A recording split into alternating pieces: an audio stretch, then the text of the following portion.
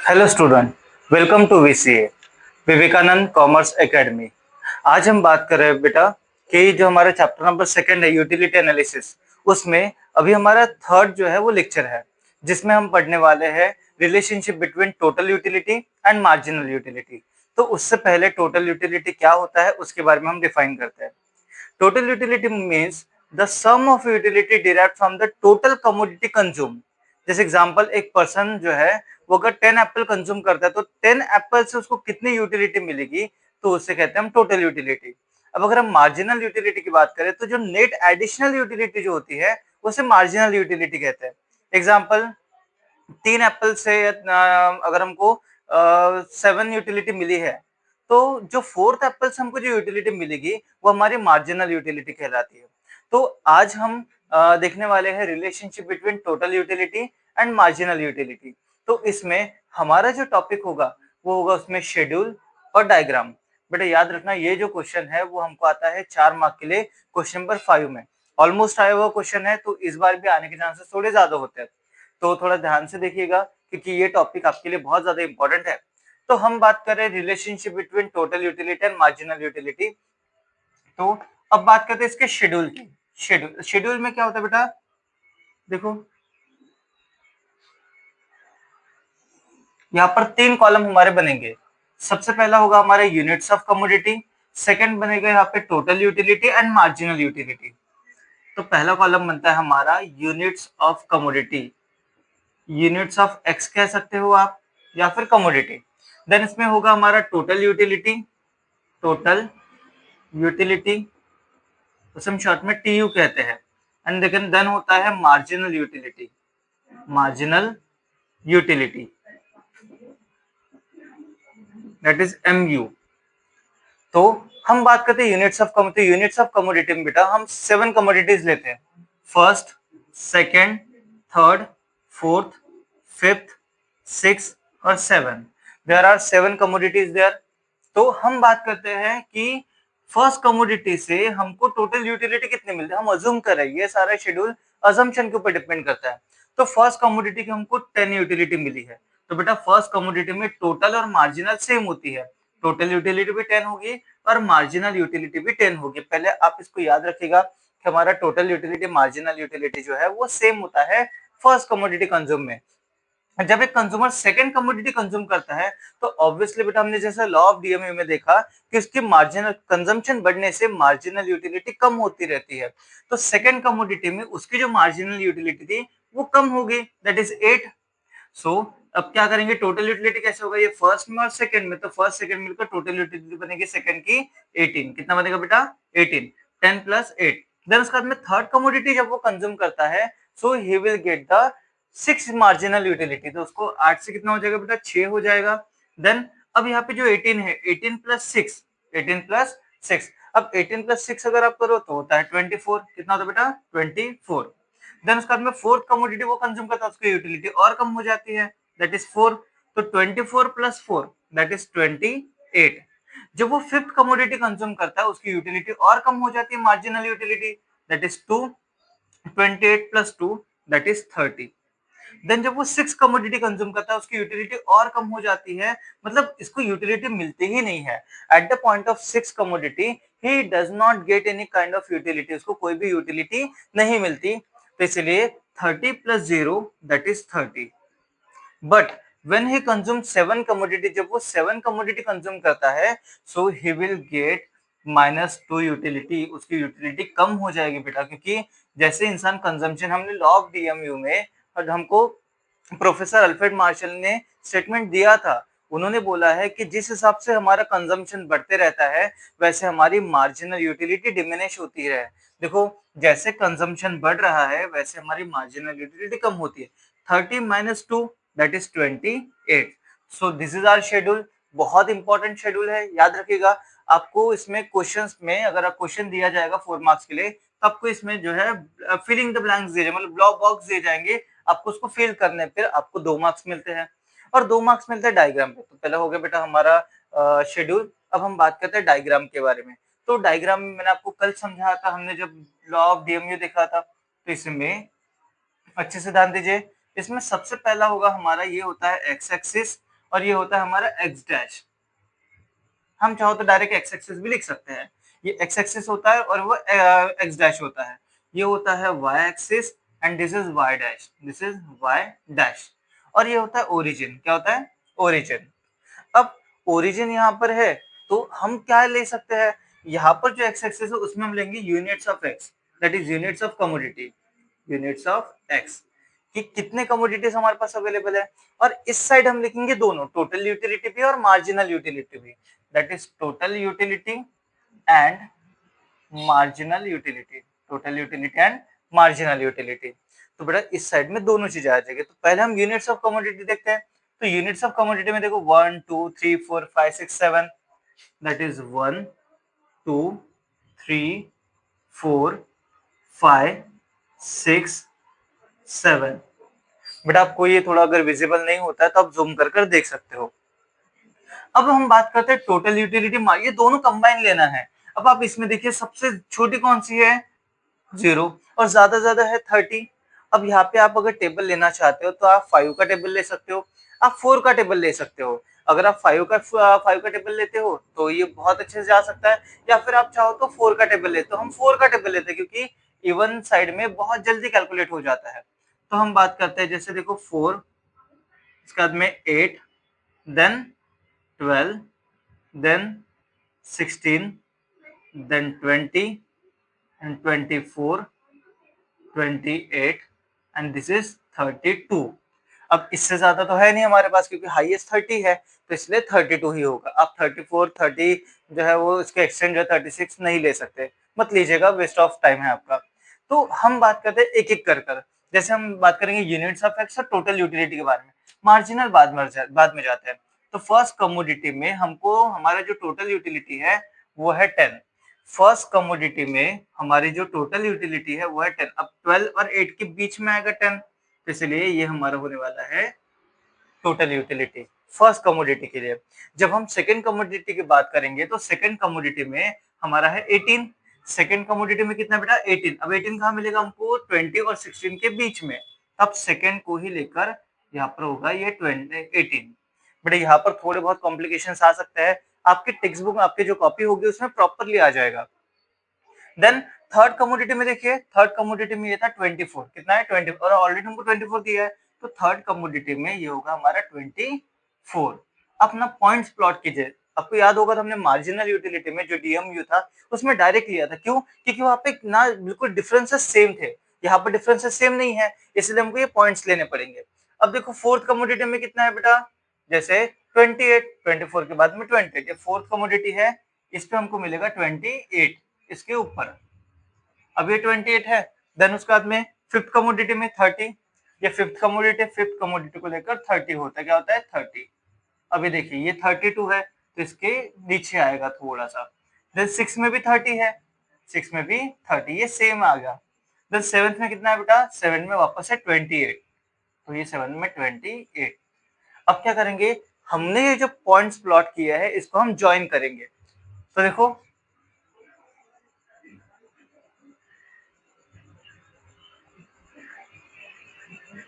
ये जो हमको जो कर्व मिला है ये होता है TU curve, that is total utility curve, total utility curve. बेटा याद रखेगा क्योंकि ये क्वेश्चन हमारे लिए इंपॉर्टेंट है। ये क्वेश्चन जैसे अगर हमको बॉक्स दिए थे, बॉक्स फॉर्म में भी आ सकता है, फिर इन द ब्लैंक्स, या फिर डायग्राम निकाल, बॉक्स दिया है डायग्राम निकालो और उसके ऊपर क्वेश्चन आंसर्स है, मैं ये भी आपको समझा देता हूँ। तो देखिए ये हो गया हमारा टोटल यूटिलिटी का। तो टोटल तो फिनिश। अब हम बात करते हैं मार्जिनल की। तो फर्स्ट कमोडिटी में हमारे मार्जिनल यूटिलिटी कितने? 10। और आप अगर देखो, मैंने आपको कल बताया था कि सेम गैप है, जब अगर सेम गैप होती है, सेम डिफरेंसेस होते हैं, तो आप ये चीजें डायरेक्ट भी ले सकते हैं क्योंकि ये आपको समय बचाएगा और जो है आप किसी और क्वेश्चन के ऊपर फोकस कर सकते हो। तो फर्स्ट कमोडिटी में 10। तो देखिए मैंने आपको पहले बताया कि टोटल यूटिलिटी मार्जिनल यूटिलिटी वो सेम होता है। तो फर्स्ट कमोडिटी में 10, उसके बाद में डायरेक्ट 7 कमोडिटी पर आ जाइए। 7 कमोडिटी में -2। अब जब ये 4 हो सकता है तो ऑब्वियसली बेटा ये -4 होगा। अब जब ये -4 होता है तो ये -2 होगा। तो 7 कमोडिटी थोड़ा सा साइड ले लीजिएगा।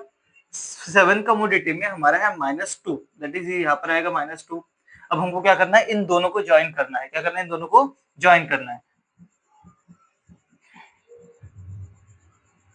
अब थोड़ा सा कंसिडर कर लीजिएगा क्योंकि ये कॉम्प्लिकेशंस दे सकता है।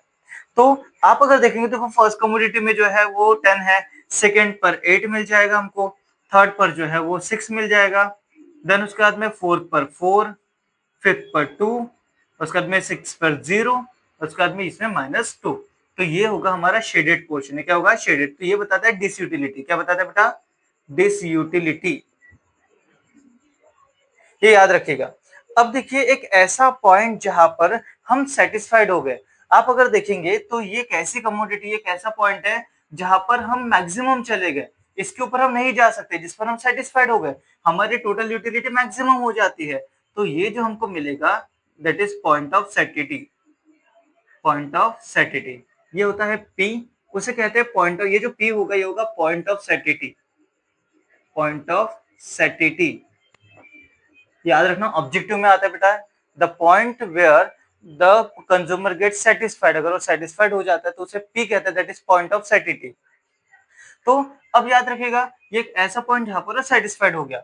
आपको अगर जो 4 मार्क के लिए क्वेश्चन आता है, क्वेश्चन नंबर 5 में, बोर्ड के एग्जाम की बात कर रहा हूं मैं, क्वेश्चन नंबर 5 में जो 4 मार्क के लिए क्वेश्चन आता है, इसमें आपको हो सकता है ये शेड्यूल दिया जाए, ये डायग्राम आपको निकालने पड़ते हैं 2 मार्क्स के लिए, और 2 मार्क के लिए क्वेश्चंस होते हैं जो कि सिर्फ कुछ वर्ड्स लिखने हैं आपको। इसमें बहुत आसान है। आपको इसमें पहला क्वेश्चन दिया जाता है when total utility is maximum, when total utility is maximum marginal utility is, और यहां दिया जाएगा बॉक्स पहला।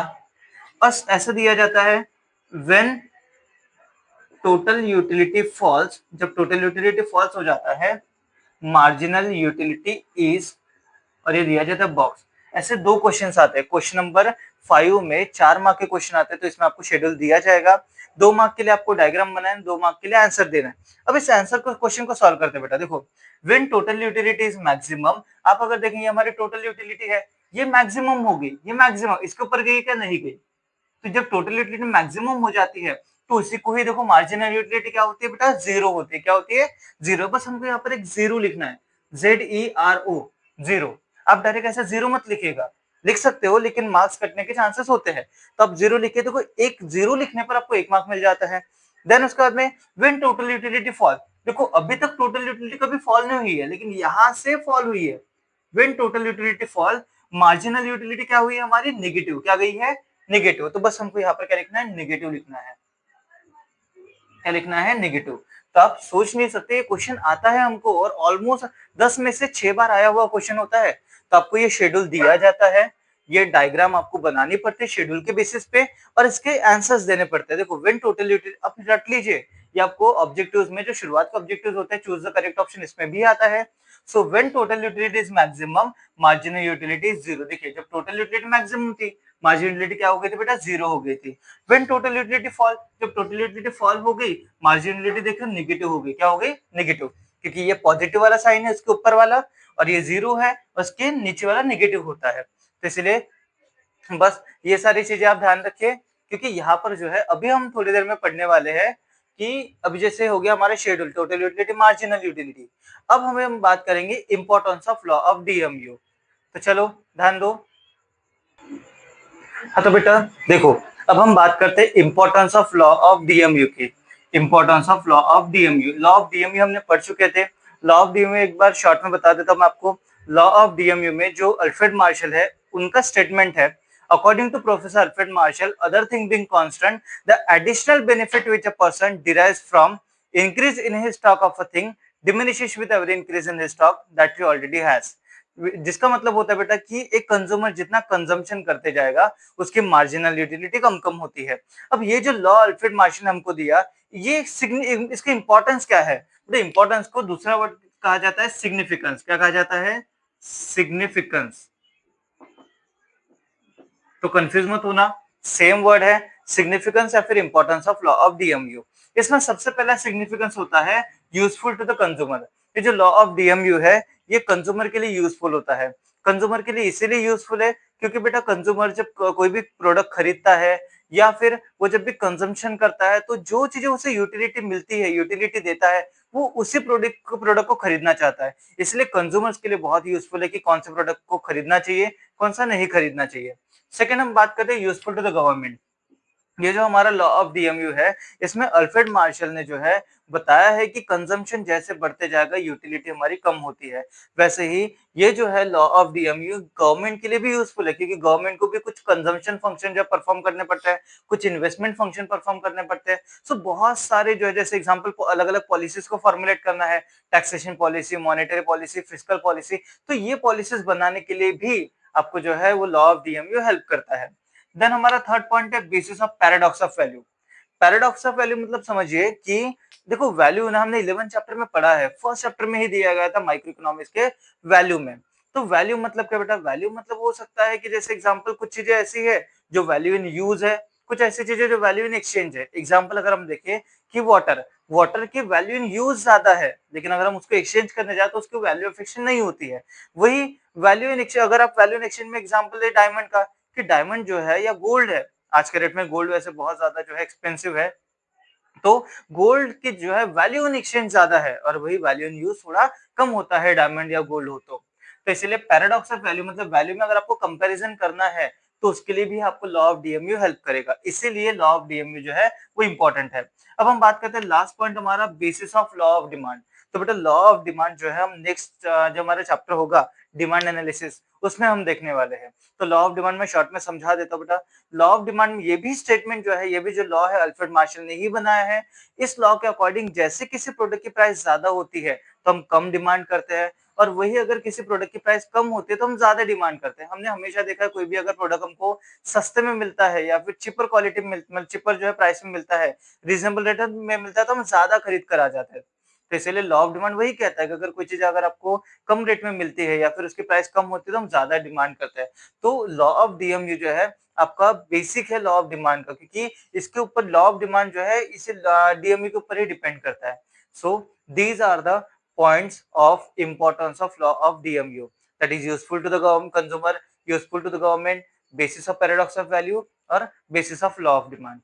so दोस्तों अभी हमारा ये जो सेकंड चैप्टर है वो खत्म हो गया है। इस चैप्टर में हमने देखा यूटिलिटी के बारे में। यूटिलिटी मतलब देखा want satisfying power of a commodity.